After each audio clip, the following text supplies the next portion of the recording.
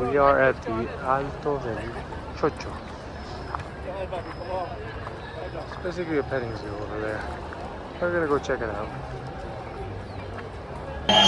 So here at the Alto del Chocho, it's a bit of a petting zoo. You can pet all the llamas. Now, petting them is free. The entrance is free, but if you want to feed them, you do have to pay for the food. You can see them all around. Oh, there's another one right there. They will follow you if you have food on you. Now, this place was actually included within our tourist package, so the bus actually dropped us over here. It is a little bit of a tourist trap, I do have to be honest with you, but it's still an interesting place, and you actually get to interact with the animals. Like I've mentioned before, you don't have to pay for this part unless if you actually want to feed them.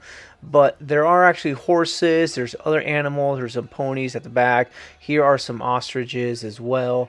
It is interesting, but there's also some other things you can do here besides looking at the animals, which is they do have a restaurant where you can actually have some meals, and there's a lot of souvenir shops and gift shops as well, so you can grab things to take back home if you're only here for a short time.